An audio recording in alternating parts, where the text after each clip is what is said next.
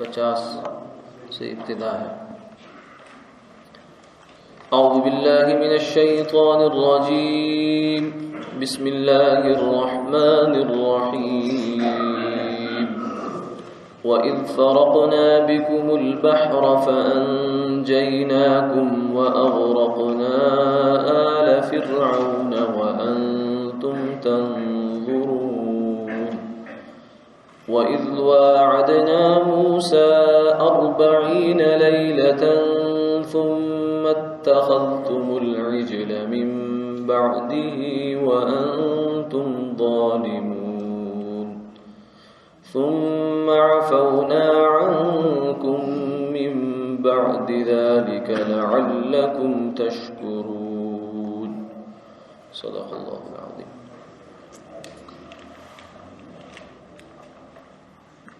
اور جب پھاڑ دیا ہم نے تمہارے اوپر تمہارے لیے سمندر کو، ہم نے نجات دی تمہیں، اور ہم نے غرق کیا فرعونیوں کو جب کہ تم دیکھ رہے تھے۔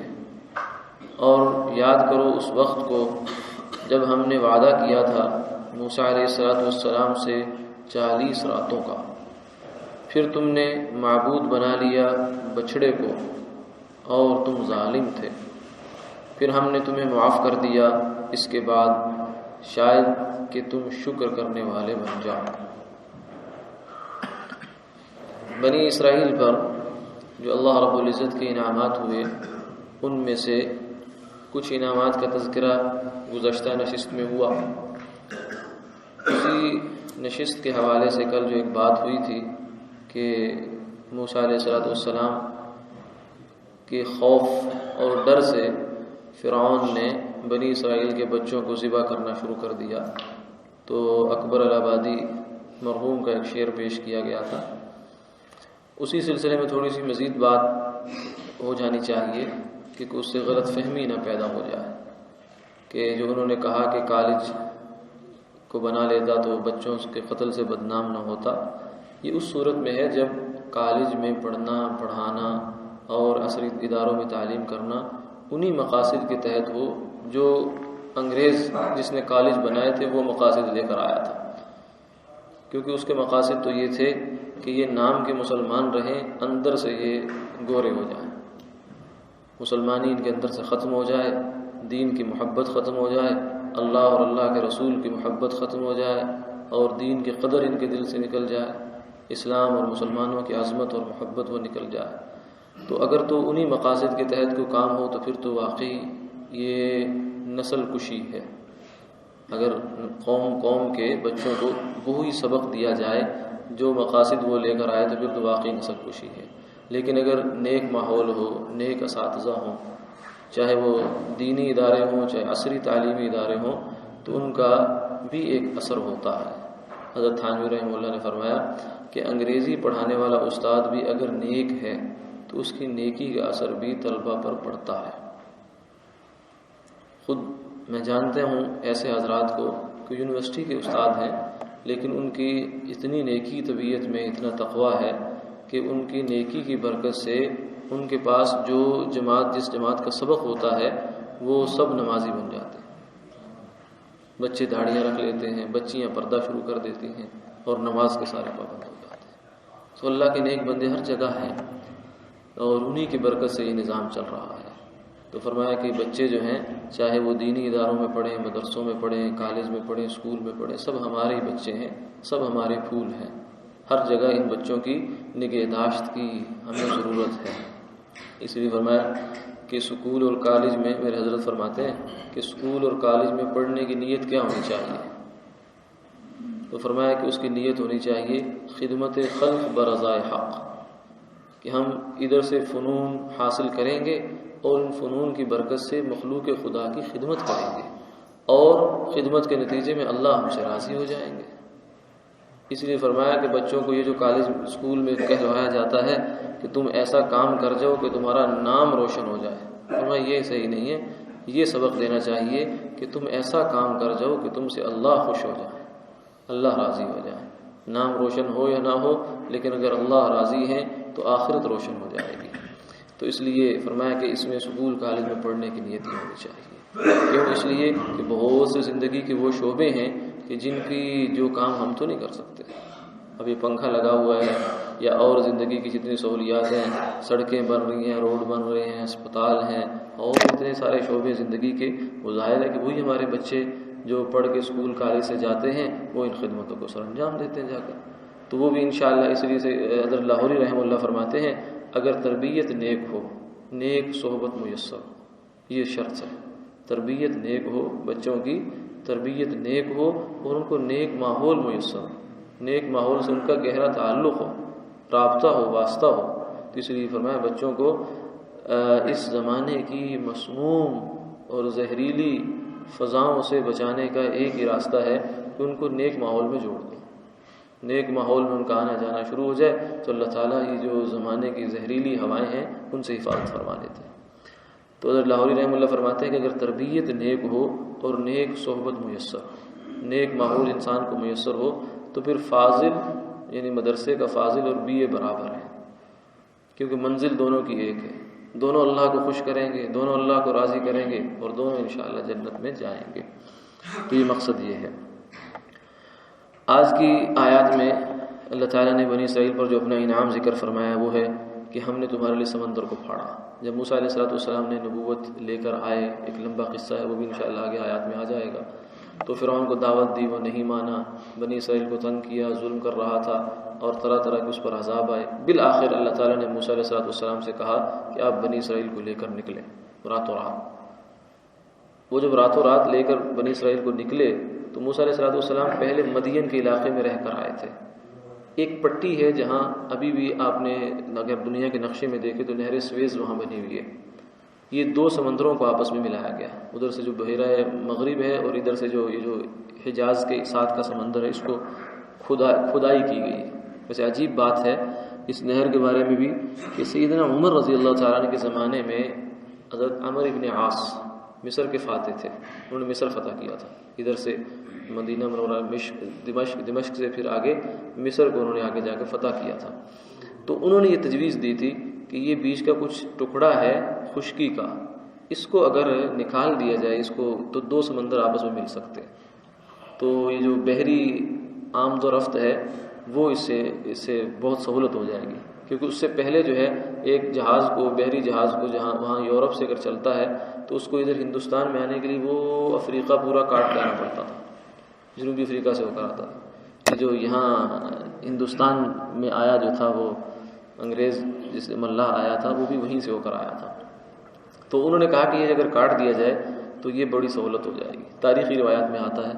تو سیدنا عمر رضی اللہ عنہ فرمایا نہیں، یہ کام نہیں کرنا. کیوں؟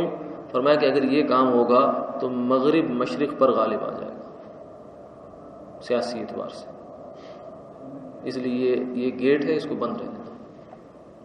یہ اگر کھلے گا تو اس کے نتیجے میں مشرق پر مغرب غالب آ جائے گا، یعنی یہ جو مغربی اقوام ہیں یہ مشرقی اقوام پر غالب آ جائے گا. تو خیر وہ جگہ پٹی تھی جو خشکی کا ایک علاقہ تھا دو سمندروں کے درمیان. تو موسیٰ علیہ السلام اس راستے سے مانوس تھے، اس راستے سے مدین میں آئے گئے تھے. تو ان کا خیال یہ تھا کہ میں بنی اسرائیل کو رہ کر راتوں رات اسی راستے سے ہم مدین نکل جائیں گے، فرعون کے علاقے سے نکل جائیں گے. لیکن اللہ کو کچھ اور ہی دکھانا منظور تھا. تو جب وہ فرعون جو ہے بنی اسرائیل کے لوگ نکلے تو نکل کر راستہ بھول گئے اور پیچھے سے فرعونیوں کو خبر ہو گئی. تو انہوں نے کہا کہ ان کو پکڑو جا کر. وہ پیچھے سے وہ چلنا شروع ہو گئے لشکر لے کر، اور آگے سے جب جا کر دیکھا تو سمندر. تو بنی اسرائیل والوں نے کہا کہ موسیٰ ہمیں تو مروا دیا آپ نے، آگے سمندر کی موجیں ہیں، پیچھے فرعون کی فوجیں ہیں، ہمارا کیا بنے گا؟ فرمایا کلا ان معی ربی سیہدین. نبی کا یہ یقین ہوتا ہے. انبیاء علیہ السلام یقین کے اس درجے پر فائز ہوتے ہیں کہ ظاہری اسباب میں کچھ نظر نہیں آ رہا ہوتا کہ اب سوائے موت کا اور کیا ہے. پیچھے فرعون اور فرعونی اور آگے سمندر، ظاہری اسباب میں تو کوئی بچت نہیں ہے. لیکن فرمایا کلا، ہرگز نہیں، یہ نہیں ہو سکتا. ان معی ربی سیہدین، میرا اللہ میرے ساتھ ہے، وہ مجھے راہ دکھائے گا. اور اس یقین کی برکت سے اللہ تعالیٰ جو ہے ان کے فیصلے، ان کے کام بناتے ہیں. تو یقین بہت بڑی طاقت ہے، یقین اور ایمان بہت بڑی طاقت ہے. تو موسیٰ علیہ السلام نے جب یہ بات ہوئی تو اللہ تعالیٰ نے فرمایا کہ اضرب بعصاک البحر، کہ اپنی لاٹھی مارے سمندر پر لاٹھی ماری تو بنی اسرائیل کے 12 قبیلے تھے، تو 12 راستے اللہ تعالیٰ نے ایسے بنا دیے. جو سمندر کا پانی ہے وہ اسی طرح جیسے دیواریں، شیشے کی دیواریں بن جاتی ہیں، اس طرح کھڑا ہو گیا، اور بنی اسرائیل اس کے اندر سے آرام سے گزر گیا. اور پیچھے جب فرعون پہنچا تو اس نے آ کر جو ہے وہ جھوٹا تھا، فراڈی تھا، مکار تھا، اپنے لوگوں سے کہتا یہ دیکھو یہ سمندر نے تمہارے لیے، میں نے سمندر کو حکم دیا، اس نے رستہ بنا دیا ہے، آؤ تم بھی گھس جاؤ. ادھر بنی اسرائیل جو ہے وہ سمندر سے پار ہو گئے، اور اس کی پورا لشکر جب فرعون سمندر کے اندر چلا گیا تو اللہ تعالیٰ نے پانی کو حکم دیا کہ مل جاؤ، مل گیا. اور اس موقع پر اس نے کہا کہ آمنت برب موسیٰ و ہارون، کہ اب میں موسیٰ اور ہارون کے رب پر ایمان لایا.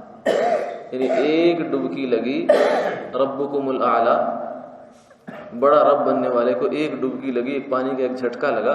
انسان کی حیثیت اتنی سی ہے، زلزلے کا ایک جھٹکا نہیں برداشت کر سکتا، بیماری کا ایک جھٹکا نہیں برداشت کر سکتا، پانی کا ایک جھٹکا نہیں برداشت کر سکتا. بادشاہ ہے نا تو برداشت بھی بادشاہ والی پیدا کر، رب والی پیدا کر.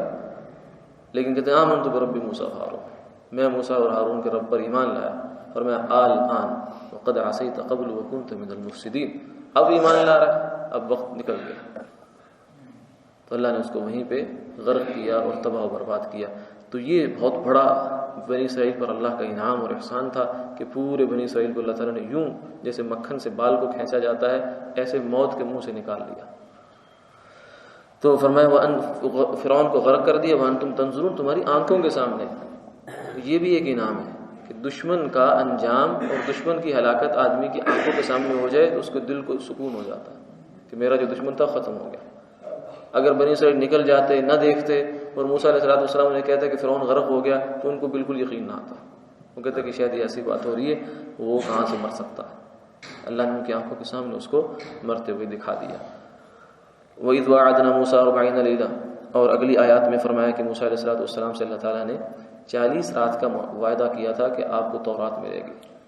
بنی اسرائیل کو تورات جو ہے، کیونکہ بنی اسرائیل جب اطمینان کی حالت میں چلے گئے، سکون ہو گیا، تو اب انہوں نے کہا کہ اب پہلے تو ہم غلامی کی زندگی گزار رہے تھے، وہاں تو ہمیں نہ کوئی اپنی مرضی کا کھانا تھا، نہ پینا تھا، نہ جاگنا تھا، نہ سونا تھا، نہ مرنا تھا، نہ جینا تھا.